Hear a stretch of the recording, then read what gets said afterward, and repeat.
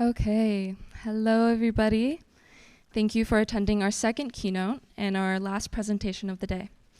We are so excited that we're able to host the brilliant Terresa Moses to the 29th Hopes Conference. Terresa Moses is a proud Black queer woman dedicated to the liberation of Black and brown people through art and design. She uses creativity as tools of community activism, like her solo exhibition Umbra, and her community distro project Stop Killing Black People. She created Project Natural and co-created Racism Untaught. She has published 2 books, Racism Untaught and An Anthology of Blackness. Moses is the creative director at Blackbird Revolt and an assistant professor of graphic design and the director of design justice at the University of Minnesota. She is currently a PhD candidate in social justice education at the University of Toronto. She serves on the advisory board of the Black Liberation Lab as well. With that, please welcome author, abolitionist, educator, and designer, Terresa Moses. Thank you. All right, how y'all doing tonight? Yeah, I hope y'all ready to talk about some abolition tonight. All right, so I know that the bio said assistant, but I just got an email yesterday that I made associate professor. So, thank you. So I just thought I'd celebrate that up here. You know, I ain't got my people here, so y'all my people today, okay? All right, so abolitionist design, and then I have the little course number stuff on here. I made it all pretty because that slide wasn't going to work that you sent me. So here it is for you. All right, I want to first start off like I do every presentation and keynote that I do with gratitude. I am an abolitionist, but without the abolitionists before me and freedom fighters before me and the Black ancestors that I have that I know that are holding me up as I speak right now, I would not be here today. So I want to give them gratitude. I also want to recognize the land that we are on and just take a minute to just think about how we got here, what is going on in our world today, and just ground us for a minute.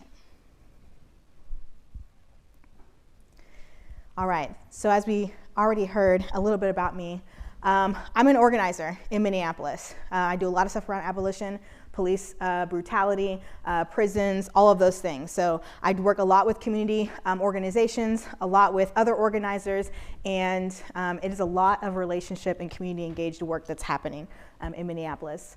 Secondly, I'm an educator. I'm a professor of graphic design, and I really enjoy what I do, and I put everything that I do in community into the classroom, which you'll see some examples of that today.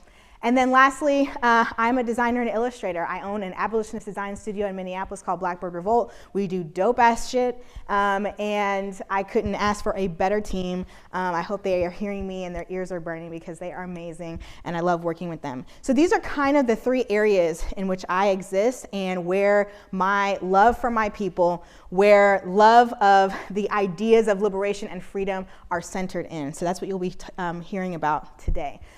Disclaimer, I am not the only person doing this work. I do not have all of the answers. I am not the one solo person that you should be looking to find all of the things to get to collective liberation. So just know that I am just giving you part of the solutions and part of the approaches that we should all be taking as designers as we consider what collective liberation looks like for all of us. All right, so I'm going to structure this in 3 areas. I do like 3s, so you're already seeing that because now this is the third thing. So disrupt is going to be the first one, which really is about looking at the system, how it exists right now, like just seeing it for what it is. We were all kind of, in this daze until you finally got woken up to like, oh my gosh, capitalism, it like ruins everything. So disrupt, okay? Second one, dismantle. So not just looking at the system, but then now beginning to take it apart. Okay, that's the second part. And then the third one, destroy, my favorite part.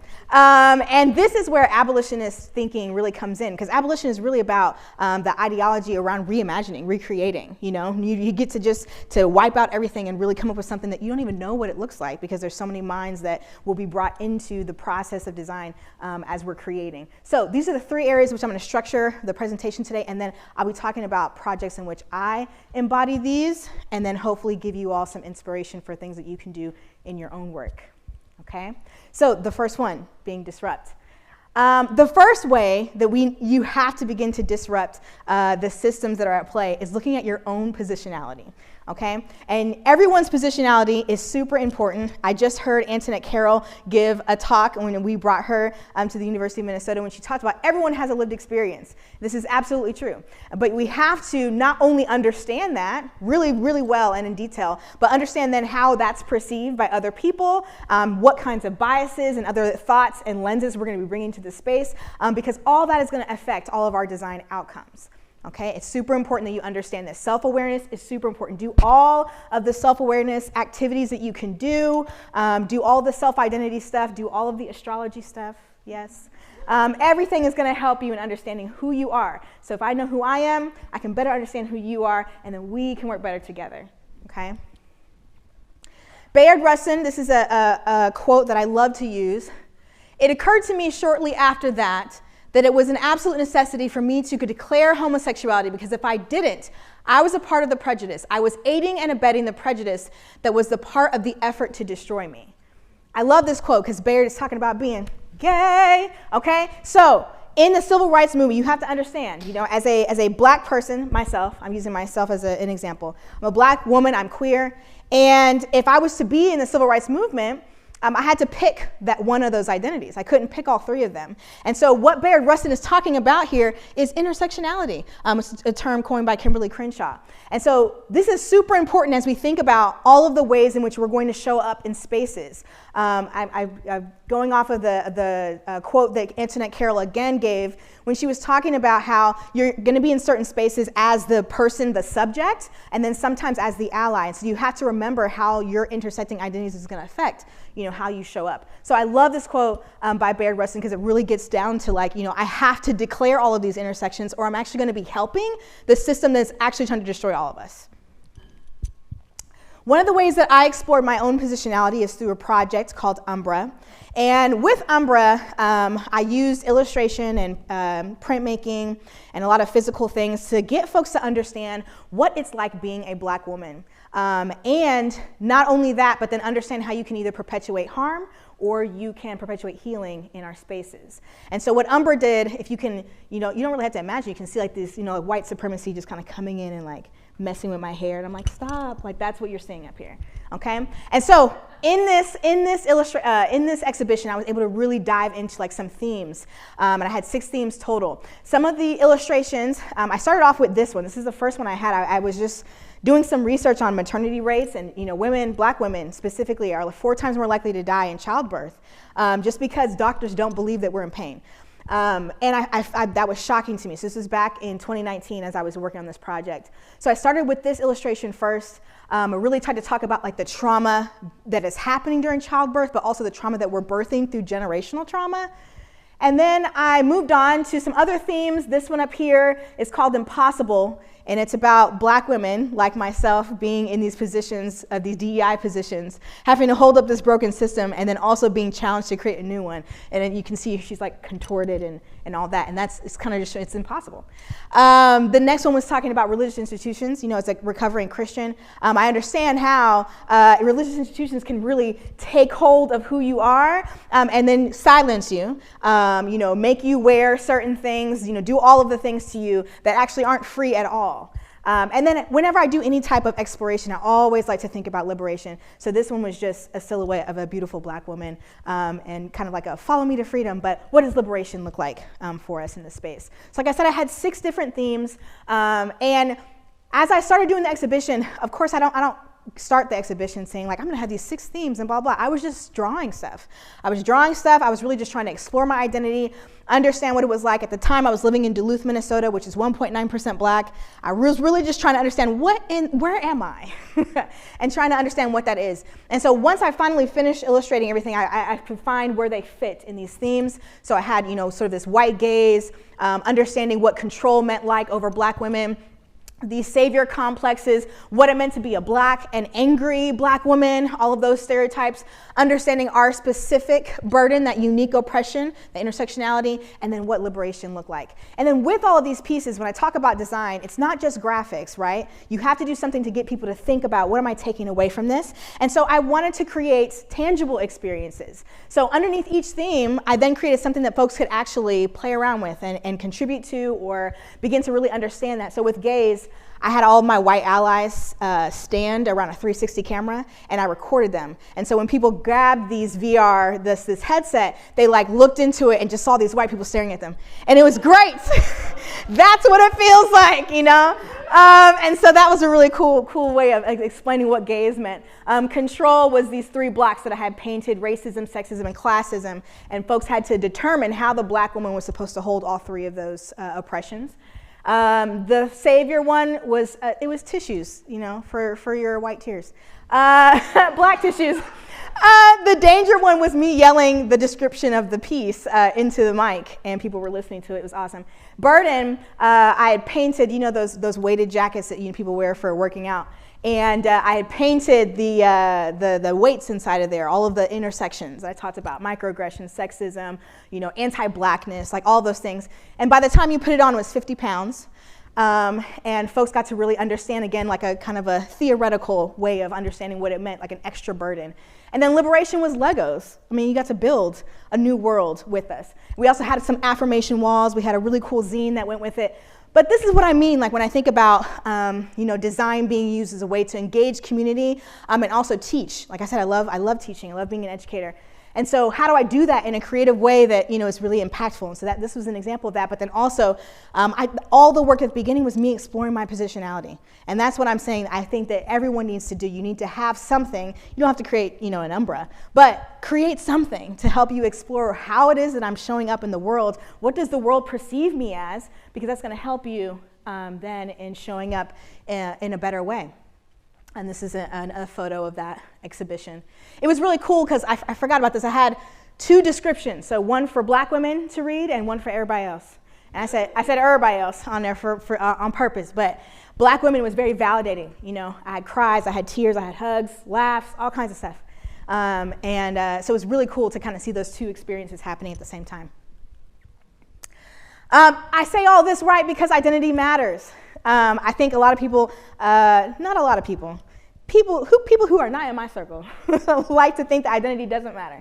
And it is super important, especially for designing with community, for community. It is super important that we take hold of that and not run away from it. Why, Marsha P. Johnson says here, we have to be visible. We should not be ashamed of who we are. And that goes for everybody. We did a workshop yesterday with faculty, and we were doing all these social identities, and people were picking off, you know, that they were like only the beneficiary in a lot of these social identity columns. And even in that, you should not be ashamed of who you are. Now it gives you the power to advocate for the groups that you know need advocacy, right? One of the ways that you all can explore your own positionality and your own ways that you can give back to the movement is through this model here. It won't look like this when you go to the website because I'm a designer and I just redesigned it. But Deepa Iyer's social change ecosystem, okay? Deepa Iyer has some amazing work here, but what she does is she talks about what are your roles in the social change ecosystem? How can you begin to work in ways that will bring positivity into our communities? And what you'll notice here, one of the things I just like to point out is that like a lot of you in here are designers, you know, maybe you call yourself an artist. And so you might think maybe I'm a storyteller. I have to like, you know, talk about the histories and cultures. And I'll tell you right now, I am not a storyteller. I'm a disruptor.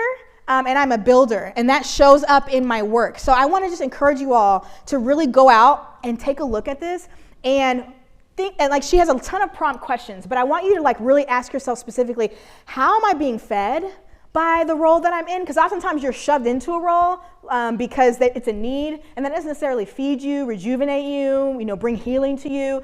I want you all to consider that and think about that. But this is a great place to start, is this social change ecosystem. If you're like, where do I even begin? What am I even good at? How can I even, and explore all of them. But this is a great place for you all to start.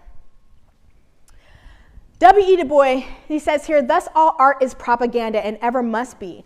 I do not care a damn for any art that is not used for propaganda, but I do care when propaganda is confined to one side while the other is stripped and silent.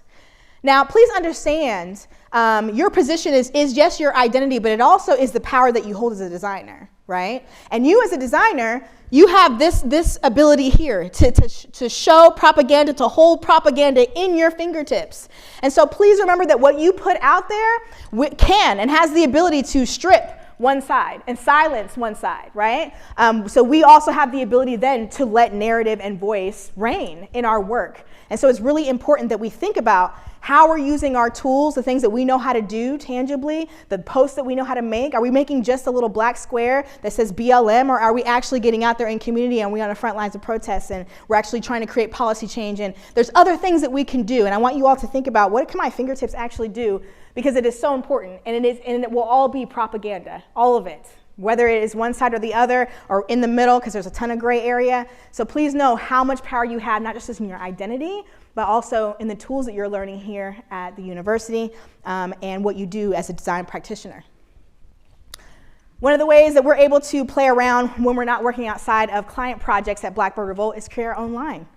So this was like one of our lines 2 years ago that I'm super happy about. And so, we get to really ask the question, what are we wearing to the next protest? And that's really what we think about when we create our own work here. But it's propaganda, right? If I'm wearing a shirt that says abolitionist, I mean that shit, okay? So think about that. And think about also in your role that you're here to disturb the peace. This is another amazing quote. All of them, black, a lot of them gay. It's awesome in this presentation. So we're here to disturb the peace. We're not just here to talk about what's currently going on, even though that does disrupt things by talking about what's happening. But we're here to disrupt stuff. So I want you all to think about that. Again, the power, agency that you have as a designer. All right, one of the ways that I've been able to work in that space of disruption is with this project here. I'm in Minneapolis, so this is very relevant to me, and it's very relevant to the whole world, right? George Floyd was murdered in 2020. 10 months after George Floyd was murdered, Daunte Wright was murdered. I think maybe another 8 or 9 months after Daunte Wright was murdered, Amir Locke was murdered. So it's something that continues to happen all across the nation, but I know of the things that are happening specifically in Minneapolis. And so as I was trying to, again, self-discovery and do that piece around like, what is happening? My country hates me. I'm in this space. How do I begin to break that down? I started to create these letter forms. And what I was thinking about when I was creating the letter forms was the civil rights movement has a really great history of using typography to talk about its movements, right? There's not a lot of news people out there in the 60s, and so they're taking photographs. There's a ton of photographs happening, and so you have to be able to know what it is that this person or people are standing for, and oftentimes the use of typography was the way to be able to do that. They used it on signs, picket signs, protest signs, they used it on buttons, and things like that, in order to get people to understand what the message is, why we're all unifying, behind what are we unifying. And so I started to do that with these letter forms here. I was really playing around with this idea of how it takes many people, different letter forms to come together to create a movement for change, and really looking at what liberation looks like. It's not gonna be some structured Helvetica, right? It'll be something really wonky, but it will somehow fit together. And so that's what I was really trying to play around with here. I know I have one capital I, but in the alphabet, I was really intentional about making sure that I used lowercase i's to really combat individualism. So I'm really trying to be intentional here, but really trying to investigate, this pain that I was feeling, and I did that through art. And so what was cool about this project is I was out there in community in 2021 with Daunte Wright in Brooklyn Center. We were in front of the police building, and it was snowy, but also rainy. It was a weird time. It was like March or something. And so people would show up to the protest at 4 o'clock, and it's nice and sunny out, but then by the time it gets to 8 o'clock, when they start throwing stuff at us and shooting rubber bullets and stuff like that, it's freezing cold. So we were always bringing out supplies and all these things, and I thought to myself, what can I do to warm up my people? That's really what I thought about. And I was like, what would be really cool is one of the things that you have to do if you're going to be in a protest is you got to make sure that you all look the same. Okay, so if you got your green hair, blue hair, all that is cute, hide it. Right? Because you don't want the police to come after you, to target you. You're going out, you're go sit at IHOP and you're eating after the protest, and then they find you still because they could spot you. So it's a tactic, right?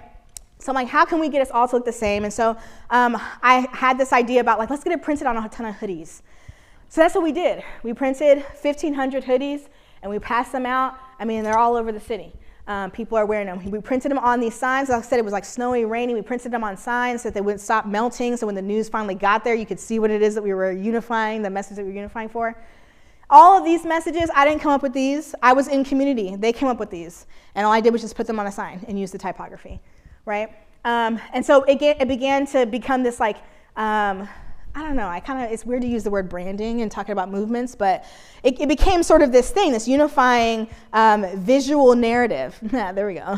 Unifying visual narrative of the movement, okay? And so that's what you're seeing here. So we printed it on signs. Like I said, I love this photo. It's a juxtaposition between like, community and like the militarization of police. So cool to see this, okay? We used it at protests. I mean, we passed out, I'm probably 2,000 signs. Printed it on buttons. It was like on the front pages of newspapers, all kinds of things to represent what it is that we were fighting for. Oh man, y'all. I was sitting at the table, passing out the hoodies. We was in the t-shirts. We was all good. And my friend was like, isn't that Common? And I was like, stop. She's like, no, that's him. And this man walked up to the table. I didn't faint or nothing. I was good. I was like, yo, what's up? And yeah, man, he took his t-shirt off, put one of our t-shirts on, and then he performed at the commemoration for George Floyd, and that was really cool. So here, you don't know what he's saying, but you do know what he's saying, right? And so that's the power of type. That's the power of using design for our movements. And so pretty exciting moment here with that. People began to then take the typography. This is a great sign maker that I know, really good friend of mine, Kelsey Sharp of Sharp Sign Co. She would paint them on really big canvases and throw them outside of precincts. So that was pretty cool. Businesses were printing them and putting them on the side of their buildings. Fashion Week had happened during one of these times, and people were printing them on their garments. So that was a really cool thing to see. And then, after all the complaining from all you designers, I made a little style guide, and it's on our website and available, so folks can use all of the letter forms. We have all of the letters that I created for you all, really cool messaging in there. So you all get to really play around and have fun. Now remember, it's not for your birthday parties, it's for abolition, okay, and liberation. Okay, so yeah, that's available if you're interested in finding that somewhere. That was a really cool project. Now this project has began to evolve, which I'm super excited to see, because there's a lot of intersecting things that can happen when you're talking about Black liberation. So one of the projects is called Resist and Reclaim. This project is in its infancy. And by infancy, we're waiting on some grants. Like that's really what it is. We could take off as long as we got that money. So Resist and Reclaim is a project that's taken off and uses the typography to talk about the intersection of Indigenous sovereignty and Black liberation. I'm super excited to be working on this project with a colleague of mine, Jessica Garcia Fritz. And what we're planning to do is to print these on denim jackets, denim being one of the fabrics of the movement, represents the working man, really tough material. And we plan to give them to 10 Black femme artists and 10 Indigenous femme artists. And they're going to take it for 9 months, and then we're gonna get it back after 9 months, and we'll see what they do with it. And we're gonna have an exhibition around this, and we're gonna have some historical stuff and some ways that community can then involve themselves in talking about what Indigenous sovereignty and Black liberation look like. But I'm super excited about this, because can you imagine the beadwork that's going to happen on there? Can you imagine all of the things? I feel like there's going to be a lot of ripping and dyeing and all kinds of things on these jackets. So I'm super excited about that. So that's a way in which this type has begun to evolve as well.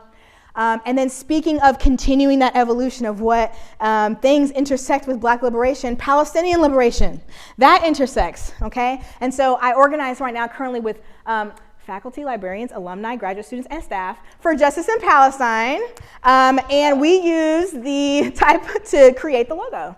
Well, I said we, I did it. And so that's what you see here, and we use it on our site, and we use it on buttons and stickers and things that we're handing out at protests, and ways to activate community, get them excited about the work that we're doing, the rallies that we're hosting, the teach-ins, all of those things. And so just another way of like, when you start to create some of these projects, they can really begin to evolve and be used in a lot of different spaces, because when you're fighting for liberation for one community, it oftentimes is going to intersect, not often, like 100% of the time will intersect with the oppression that's happening in other communities that you'll need to be creating stuff for. All right, Audre Lorde here says, we are powerful because we have survived. And that is what it's all about, survival and growth. And that, I think that you can see that in the work that I'm showing here. One of the ways that we can continue to grow is through education. Education is super, super important, and one that I think, when taken out of the white Eurocentric canon, can be very amazing and powerful. And that is something that I have done with a couple of things. This first one, and you can get your phones out ready to scan again. Blackbird Revolt, we have a zine that we created in 2020 because we had a lot of our white community coming up and asking us, what do we do? George Floyd was murdered. How do we get involved in community? What can we start to activate? And so we created this zine called Après, which just means after. And we wanted folks to think about these 10 steps. So we created this zine. It's beautiful. I designed it. And, and it has these 10 steps that folks can really get involved with in community. And so I encourage you all to download that if you're interested in, again, more education, more ways of understanding how movement stuff works, how I can get involved, what things I need to begin to change and shift in my thinking. That's all available in this zine, Après. Another way in which I am exploring even my own education, and you heard a little bit in my bio, is my dissertation. My dissertation is on Black liberation and design, and how we can teach graphic design from Black liberatory lens. And so that is what you see up here, just to get a little technical on you. Basically what I'm saying in this, in my dissertation, which is actually done, by the way, and I will be defending in June or July, but what I'm saying here is the foundation of all of our oppression is anti-Blackness, okay? And it's upheld by this structure, colonialism, capitalism, and neoliberalism. And it upholds this colonial ways of knowing, which is where you see our white Eurocentric canon being taught, right? I think about when I was taught design, Black people didn't exist, gay people didn't exist, women didn't exist, all the things. And so all of that is kind of structured in this colonial ways of knowing, colonial ways of discovery, all of these very toxic things. And so as we begin to add abolitionist ideology into that, again, using my own organizing background and thinking about reimagination, we begin to add that into there, we can begin to get closer to a better vision and practice and a better way of engaging with education. And then we get to something that we don't even know what it will look like yet, which is hopefully what that kind of demonstrates there. What does Black liberation look like? I don't know. We'll see. And so essentially, I'm really trying to focus on the movement for Black liberation and how that can influence our design, pedagogy, and curriculum. What I did with this project is I created 3 projects centered in Black liberation, and they were all for entry-level graphic designers. The first one being here in Photoshop, really focused on this idea of counter-storytelling, which I'll get into here in a minute. And folks got to use photo manipulation to talk about the ways in which some folks are left out of narratives, which is pretty cool to see. The second project is the movement imprinted, and folks got to discover Black song as a way to being connected to movement and movement work, and then use illustration and typography to be able to explore what those things meant in their work. And then the last one, that was Illustrator. This one here is in design. It's called A Collection of Myths. And in these collections here, folks got to explore anti-Black myths, things that are completely anti-Black and completely made up by our systems, and they got to not only research that, but then design it into this booklet of information to help folks understand how anti-Blackness it can be perpetuated. Other ways of education is this reading list. I would encourage you to take a picture of this. These are books. And again, not all of them, right? But these are books that have really helped me frame my understanding of liberation, of freedom, of abolition, of design, of anti-oppression. These are really great resources for you all, and I would really encourage you all to engage in all of these, especially these last 2 with my name on it. No, I'm just kidding. All of the other ones are so much better because those are where I learned all of the things from. So, yeah. All right. Another way that we're thinking about disruption is to make sure that you are being, your ear is being opened every time you're listening to people who are running for some type of political thing, listening to people who are your leaders here at this institution, and then not only listening, but then watching what they do, right? Super important to make sure that if we're going to disrupt a system, you have to know exactly how it is they work. And so be very aware. James Baldwin here says, not everything that is faced can be changed, but nothing can be changed until it is faced. I don't know how it is here in Oregon, but I can tell you how it is in Minnesota, as somebody who's from Texas. In Minnesota, they have this thing called Minnesota Nice. And what Minnesota Nice means is that they are very passive about all of the issues that are happening. You can't really call it out. You don't want to offend somebody and make someone uncomfortable. And I think what James Baldwin here is saying is, F that. We actually do have to call it out so that we can actually begin to change what we need to change. All right, so I talked about some pretty crappy things, and Antoinette Carroll says it really great here. Like all systems of oppression, inequality, and inequity are by design, therefore they can be redesigned. It is so important that as you all are working in movement work, doing things for social justice, and being bombarded with all of the crap that's happening, that you remain hopeful. You have to understand why it is that you're doing this thing. And my why is this hope, right, that we can redesign, but also that I know my ancestors are so freaking proud of me. So you need to know what your why is. Find out what that why is, and that way you can remain hopeful that we can actually change the systems that we wanted to change.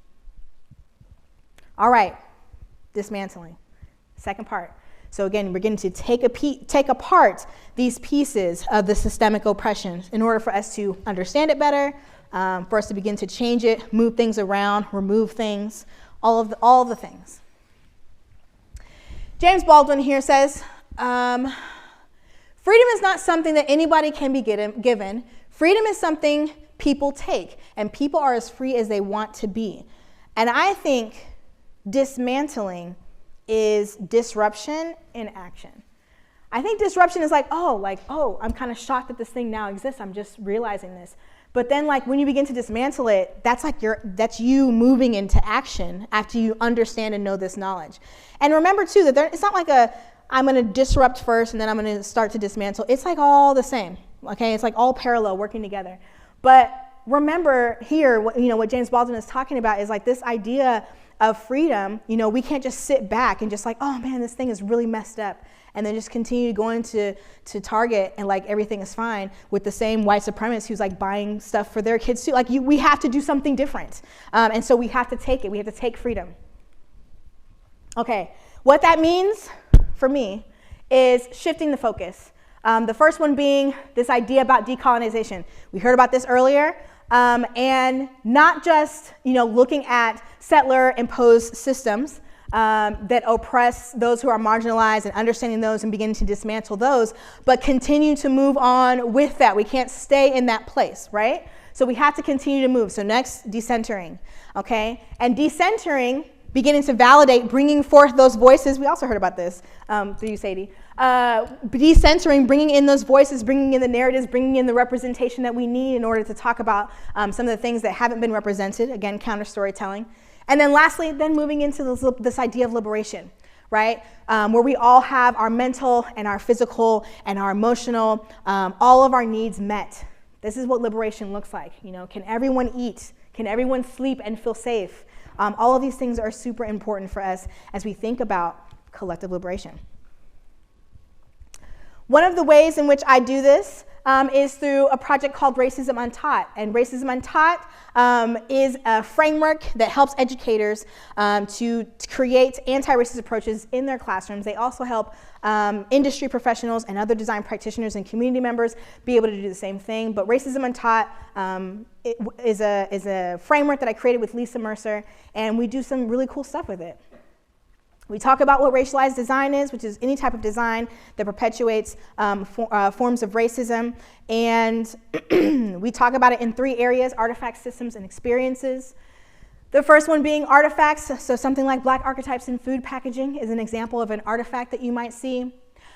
Systems, so digital disparities. Who has access to Wi-Fi? Who has access to a computer? All of these things, how are we making things accessible to black and brown and low income communities? Because I can tell you right now, if we were to actually look at the numbers, we would see that it's like by zip code where we get like the best Wi-Fi connections and all of those things, right? And then lastly, experiences.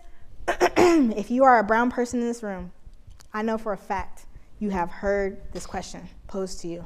And what these questions do is they perpetuate this idea that we don't belong, that we are not qualified to be in the space. So these are racialized experiences that happen far too often. But with these three categories, what I want folks to understand is that all of us are designers. We are all designers, whether you have that official title or not. We all have the ability to affect some type of artifact or use some type of artifact to perpetuate or use or be in some system, or create racialized experiences, knowingly and unknowingly. We absolutely do.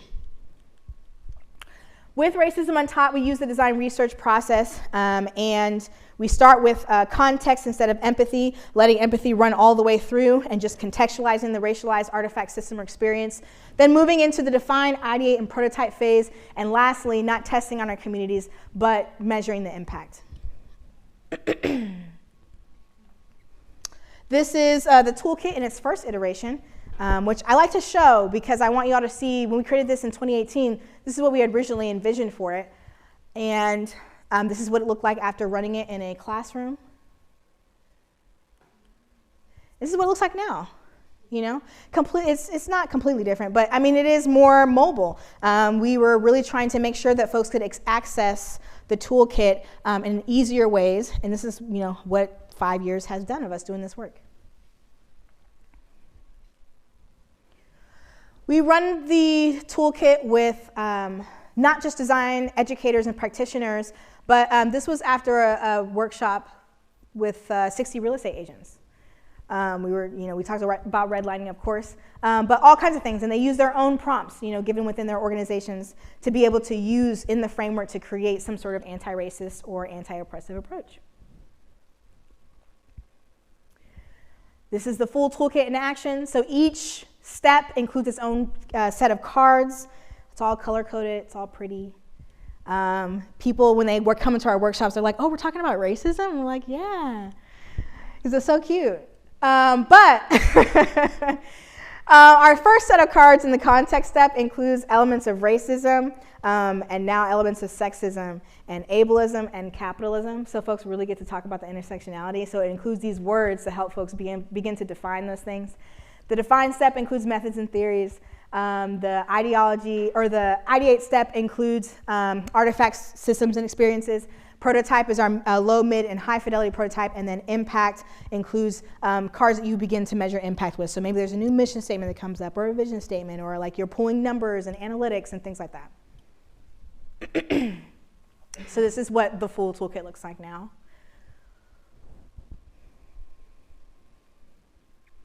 And of course, we have to have the online version because we do online workshops as well.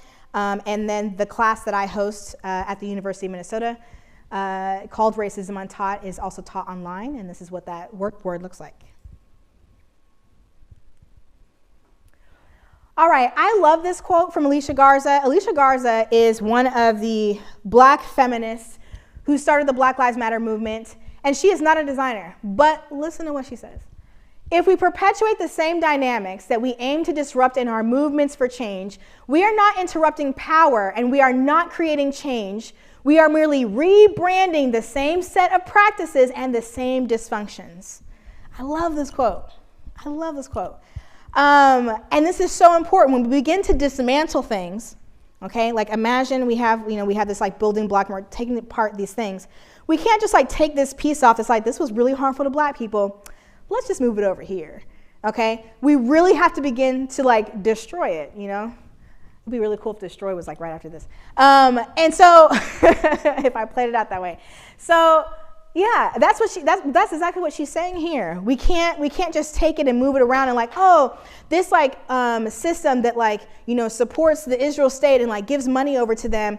Let's just put a black person as their CEO. Like that, you're just rebranding the same things. We don't want just like a brown person's face on there now. That doesn't make it better. We really have to actually dismantle what those things mean. Yes. So in the ways in which I've done that through the Design Justice Initiative at the University of Minnesota, I had these 4 courses that are available through our Design Justice Certificate. So it's kind of like a little plug.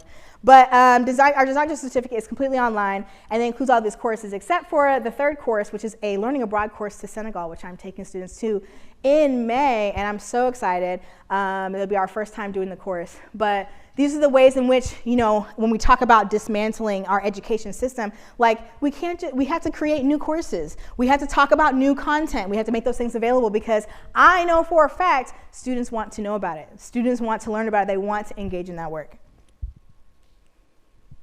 All right, 3rd section here, destroy. Now, destroy, I don't want it to seem like a scary word. It should feel more invigorating. Like it should feel more like you have this space now to do what it is that we have needed to do for our people forever. And so that's what we want to think about when we think about destroy, and even the word abolition. Abolition, of course, became really, really big, especially during 2020 and 2021 as we were fighting for the liberation of Black lives to matter. This word abolition really became strong. And it's not that abolition didn't, that talk didn't exist before then. Okay, there's a ton of work that was already done in the 60s around abolition. But to pull that into our narrative, it's just really important for us to understand that. And as designers, we can actually really include abolitionist ideology in our work because it's about reimagining. It's about recreating and creating things that will be freeing for all of us. One of the ways in which we're able to do this is through a technique, methodology, if you will, counter storytelling. Okay, counter storytelling, in the example that I had given earlier about how design history was taught to me, counter storytelling is a way for us to use history on itself, to be able to include the narratives and the stories that aren't told. And so counter storytelling is something that I include in a lot of my work, because a lot of times we're talking about things that aren't necessarily given the light of day as they're needed.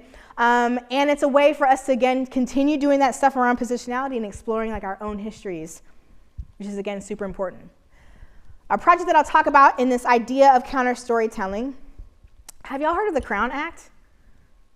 Yeah? Oh, some people? Okay. The Crown Act is an act it's set into policy, and it's not into all the states actually yet. But it's set into policy to make sure that Black people, Black women specifically, are not discriminated against because of the way that they wear their hair, the way their hair naturally goes out of their head. Can y'all guess what year this Crown Act is like kind of put into policy in some states? Yeah, like 2021. Yeah. 2021, 2022. Yes, exactly. And so it's super important for us to be able, one, to know that information, right? That Black women, meaning Black girls at schools, are being told that their hair is not pretty. They're being told they can't wear their hair in those certain ways, blah, blah, blah. And so this project that I created called Project Natural was really to combat that. And it was a way of me, coming off of me understanding my own identity when it concerned my own natural hair. And so Project Natural began, I created an exhibition around it, but really started as this way to like get Black women in space together, and then Black girls together, and then be able to share resources, hold workshops, understand how to do each other's hair, talk about the discrimination that we had been feeling, because that stuff is really necessary as well. And so with the exhibition pieces that would happen every couple years, the first year was 12 illustrations and pieces here. And with these, I really wanted them to feel very magazine-ish, because I wanted them to feel like they could see themselves on the front of a magazine. I titled it with the hairstyle to show that there was so much variety in hairstyles that we could actually do. It's also made in the golden section, so I wanted them to see themselves like, the ratio of how I was creating these is like, you're perfect, you are beautiful. Like I really wanted to emulate that throughout all of the pieces. So the first 3 were feathers I use as the natural hair texture. I did that because there's like 188 different hair textures in the Black community. So I didn't want to stick to just one, so I used something natural, something just natural in nature. And so I used feathers for that in the first 12. And then in the second 12, I used leaves. So that's what you see in these illustrations here. All this you can see on projectnatural.com as well. And then in the last set, I focused on kids, and I did flower petals. And so that was really fun because we had a really great time at the symposiums that I would do when I would release the new ones. We'd have a big symposium, workshops, gatherings, all kinds of stuff. So it was really fun. Teaching them how to braid, teaching them how to do, what products to use, all kinds of things. And then at this symposium in particular, we hosted a hair show, which you'll see now.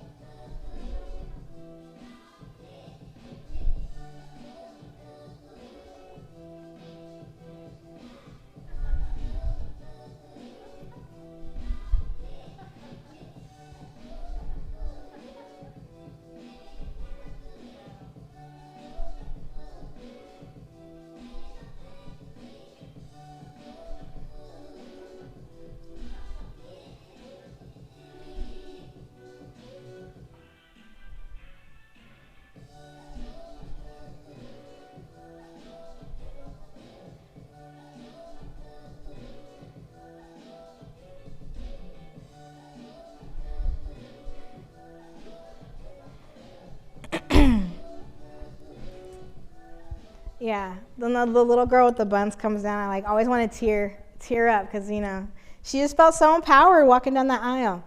And so when we talk about design in general, and for me, it's not just about the graphic design; it's about the experience, and that's what you saw there is the experience, design experience happening. Very intergenerational. All those were intentional. I had to make sure, okay, Sister So and So, can you please come to the show? And let us do your hair for free.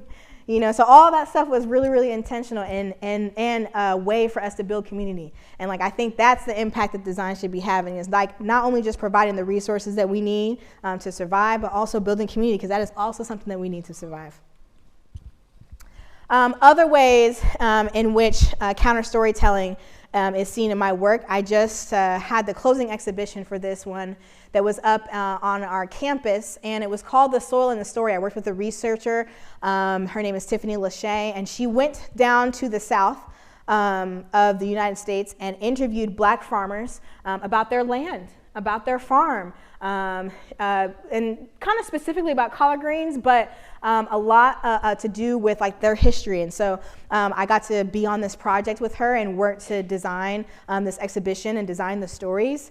She had these really beautiful soil monoliths. She went down and I don't know what tool it is that she used. I'm just using emotion. She would go into the ground and pull out this, 3 foot thing of soil, and it showed these really amazing gradients. And so we showed those in the exhibition. I got to work with the shop to be able to create that, and then I had these stories, and we designed those together. So that was a really cool way. But again, if I can get the opportunity to do exhibition design, it's one of my favorite things. Now that's what I'm going to do because it tells the stories, and those things are really, really important to continuing our histories and understanding where we need to move to. All right, so I'm going to leave you with this idea around what it means to think about our freedom. And I want you to understand and to take this with you is that there is so much freedom in the gray area. When you are talking about your positionality, when you're talking about these systems that we want to dismantle, when you're talking about the things that we want to destroy, please know that there is nothing that is black and white. Okay? There is nothing that's going to be on that fine line of, I said something racist, now you're a bad person forever. We don't throw people away in the movement. Okay? Transformative justice is a real thing. And so please remember that while things might need to be treated differently after certain situations happening, boundaries may need to be placed, all those things, remember there is so much nuance and gray area in what you're doing. Just because one person did it this way doesn't mean you need to do it that way, or doesn't mean that they did it the bad way, blah, blah, blah. That causes this bickering that is so exhaustive to our movements. And so I want you all to be encouraged that if you don't understand something, that's okay. And just to understand that moving forward, you have to move forward in the flexibility and nuance of complexity. That is our movements, because you're dealing with people. And that is so true even as designers. You are designing for people. They are not going to use that thing the right way every time. They're going to use it differently because they have a different lived experience. They show up to that thing differently.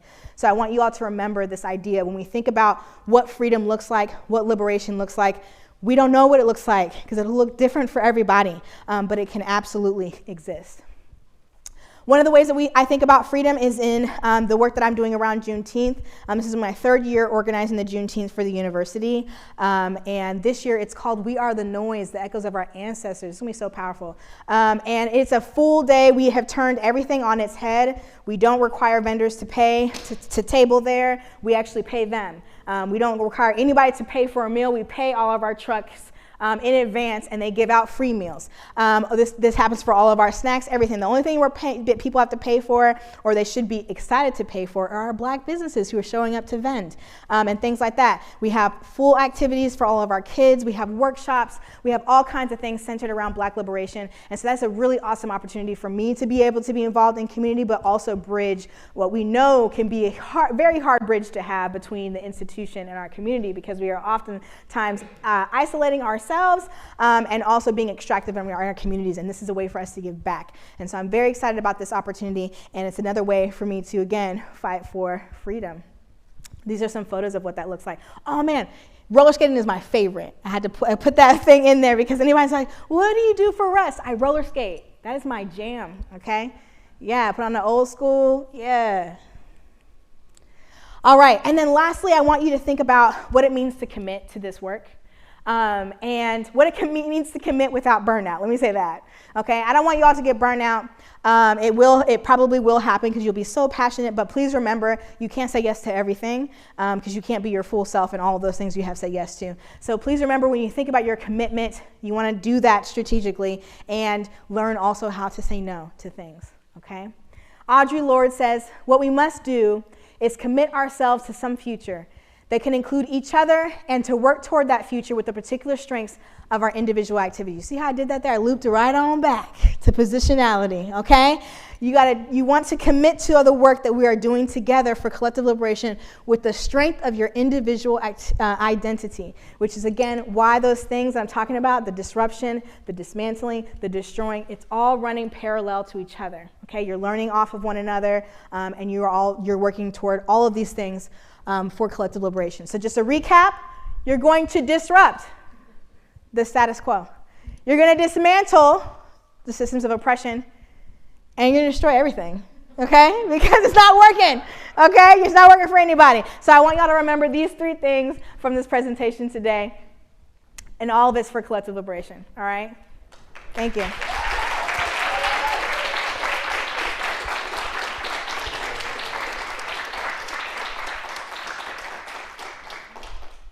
Thank you so much, Teresa. That was a wonderful presentation. I'm going to pass it off to Valentine for a few prepared questions. Yeah, thank you. First, yeah, I mean, you had a lot of quotes in here specifically from folks, but we're just wondering, like, what other maybe designers right now and justice workers inspire you to keep doing the work that you do right now? I would say Bell Hooks is probably like my number one person that I would like look to for sure. But I do have a lot of the same people Sadie had mentioned. A lot of those same people. Antoinette Carroll is a really good friend of mine, and I feel like we're kind of like, you know, mentoring each other, working on a book together too. And so, yeah, a lot. Alicia Garza, who I had some quotes in here from. A lot of the folks who are in the presentation have passed, including Bell Hooks. But those are some of the people that I definitely look up to. And then just there's a lot of people who are doing stuff in the Black liberation space, the Black critical theory space, that I find really interesting. And I'm really excited about finishing my dissertation so I can really be like that expert that people can go to that really can talk about that intersection of Black liberation and design. But I would say Bell Hooks is like the first person that I thought of, yeah. Yeah, and then this whole presentation was a pretty superb toolkit for this, but what has it been like to bring abolitionist practice into academia? and what is that? I'm sure it's been a give and take, obviously. What has that been like, and what advice would you have for students or for other faculty professors doing the same? Okay. So just with the level of exhaustion it takes, I feel like institutions really make it hard for you to do these types of things because you have to go through all of these little, get this paperwork signed off and blah, blah. And I'm just thinking about Juneteenth, because it's probably the last project I had up here, as one of those examples, as it just being, it's just like, let me get back to the community. And they're just like, well, why are you giving it to this person? It's just like, oh, come on, like just let me do it, And so those have been some of the difficult things. But I would say I really feel relief in that Juneteenth is, we have 4 organizers who are affiliated with the university and 4 organizers who are affiliated with community. And so it's like a really cool way of like being able to like go there and having spaces where I can vent about these things. And that absolutely makes it easier for me. Now, my advice for students who are interested in getting in a space and who want to organize specifically in their institution is find those faculty who are ready to fuck things up like me. Like, find us, because we're ready to support you. And while we can't necessarily do the thing that you'll have to do, because you actually do have a lot of power. Like, that's the one thing that, like, if students organize and just was like, we're all not paying tuition this semester. Yo, like, that would be fire. I'd be like, yo, I'd be out there with y'all. And so, like, find those faculty who are down, who will help you in organizing that. And then I would say for other faculty who are like myself, you gotta find your people. You gotta find your people, because it's hard, Like, I'm glad that y'all are celebrating that I made associate. That's awesome, but man, it's hard. It was hard to get here. So I'm very lucky to have a committee of folks who I was able to depend on, and I can only really do this with my community. I give them props all the time. Like, I couldn't do this by myself. So I would say the community piece is really big. Find who your supporters are, and understand your power as a student, for sure. Anyone else have any questions?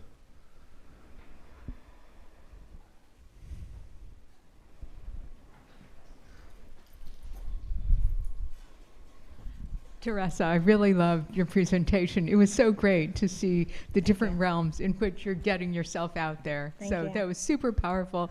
That thing about the black hair just made me want to cry, because I grew up, as a very small percentage Asian in a very white St. Louis suburb, so it was great to see that. My question for you is, I really enjoyed your workshop that you gave for the faculty here. It was terrific. But I wanted to ask you, what do you do when you're mostly preaching to the converted? How do you get that next chunk of people who might be open but couldn't drag themselves to something called abolitionist design? Ooh, then they're not open.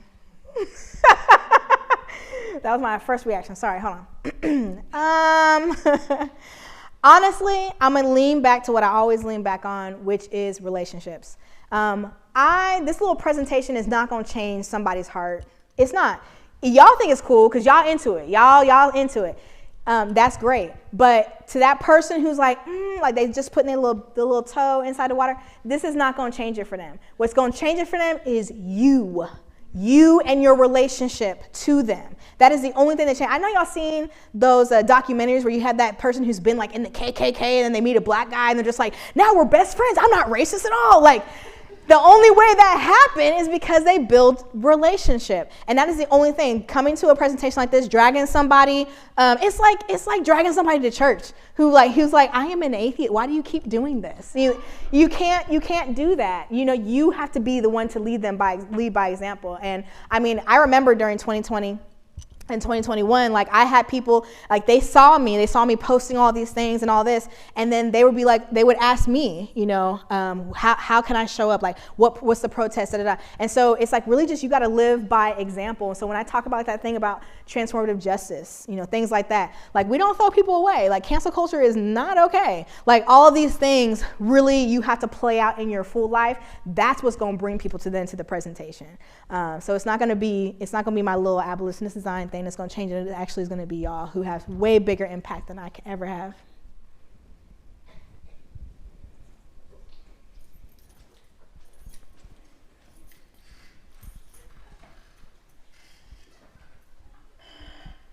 Hey, thank you so much. I loved your presentation, your energy too.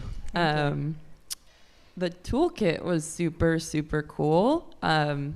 Is it available for purchase, like for educators? Absolutely, racismontot.com. I would love to have access at some point to something like that for young kids. It's so hard to find good resources out there for younger students like that.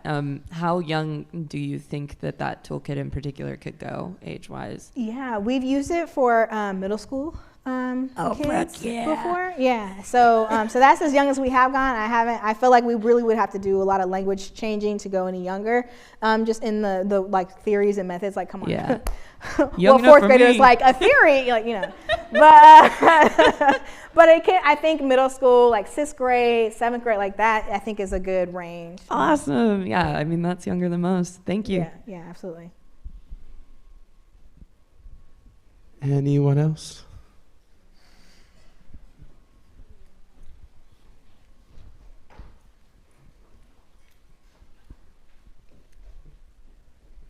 Did you want a question? No?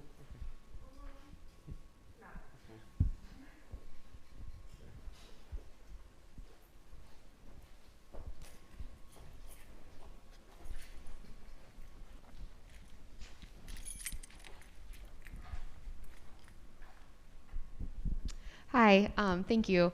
I guess earlier on when you were talking about organizing and safety strategies in terms of like, you know, all like dressing the same and looking the same, having a strategy about protecting yourself. I was wondering if you had any advice or leadership or thoughts around like what's happening right now just recently with criminalizing large protests and gatherings and kind of the direction in which all of this is seemingly headed. Maybe just sharing some thoughts. Yeah, that like just happened like 2 days ago, and I mean, like I feel like I was on the plane reading it. Yes, as I was coming here. You know, I honestly think to myself, like people really just still need to do it. When as someone who shows up to protest, like there's a lot of pre-work you need to do before you go, sharing your location, you know, things like that. But one of the other things is like asking questions like, "Are you ready to go to jail tonight?"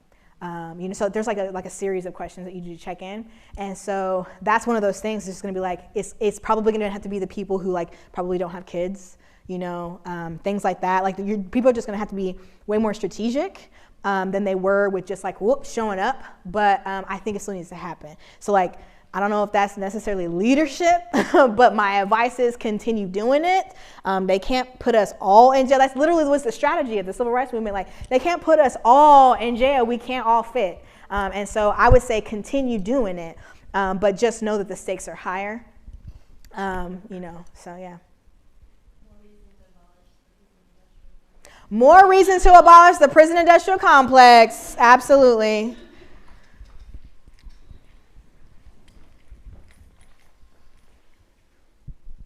Hi, thank you for this presentation. It was great. I'm wondering, kind of coming into college and really coming into abolition, I entered abolitionist thinking and organizing spaces, and I realized that like it runs throughout every part of your life, and so sometimes making those like little changes in the way that you practice relationships or literally every part of your life needs to change. Did you find a certain part of your life where you're like, I haven't been practicing abolition and I need to do it here too? And how was there something that was just like you had to change? I don't know. I'm curious. I think you gave a really good example with the relationship piece. Like I said, like that's why I think I say it so loud. It's like, you know, you first accept Jesus as your Lord and Savior. You're like, Jesus. Like, I'm like, you know, you have to be, you transformative justice is a thing. You cannot throw people away. I think that's why I'm so loud about it now, because that's like probably the nearest thing to me that I'm like, you can't, like, we actually have to build it together. Like you could really in your mind be really irritated at somebody, but you like, they're in the future with collective liberation, the same as me. So that's been something I've been really, really practicing. I will also say one of my hardest things and this is more, I mean, it's still abolition, but it's more capitalism, is like the need to want to buy things. Woo, I have to be so intentional about that. Like, baby, you don't need that. So that is also something that I'm like, I gotta really be intentional about, like, my spending and where that stuff is going. But yeah, I would say the relationship thing is like number one, especially when it's like, you know, you really cared for someone, and you know, this could be platonic or romantic, and they do you wrong. Like, do you still see them at the collective liberation table? Like, are they still there in the room with you? It's a hard question. You're like, no, F them, they cheated on me or whatever, you know? So, yeah. Thank you.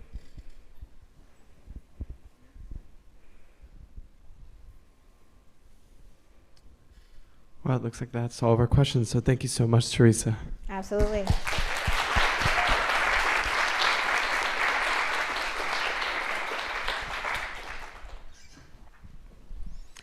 Thank you so much, Terresa. That was wonderful again. And thank you for your time and tremendous work on our flawed systems and in the design world. Thank you. Yeah. And thank you again to everybody who attended the HOPES conference and all the speakers' presentations today. We hope you had a great day one, and we'll see you tomorrow. And then, sorry, one note, Terresa is hosting a zine workshop tomorrow, I think at 11:30. So yeah, show up for that too. Cool, thank you guys. Okay.